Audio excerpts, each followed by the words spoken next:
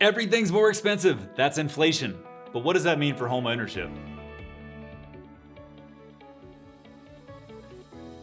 So everything is going up, prices are going up.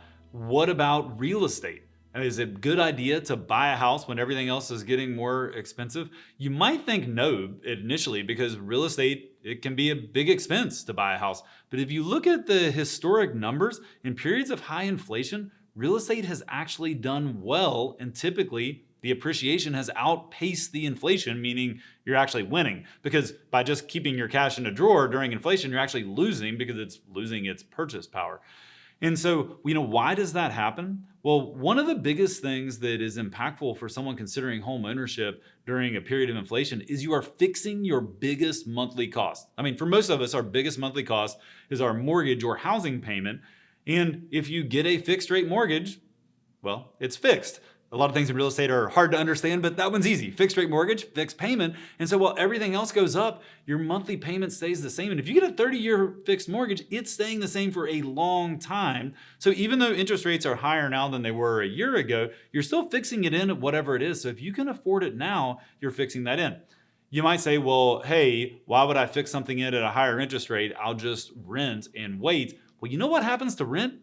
It can also go up, and it is also impacted by inflation. One of our employees here at the Justin Landis Group, she was renting an apartment last year that the renewal came up. This is a true story. A renewal came up, and they asked her for about a 15% increase in order to lock in and renew. She didn't take that increase and decided to do something else more affordable. Well, you know what they actually rented it for? They actually rented it for almost 30% more than she was renting it for.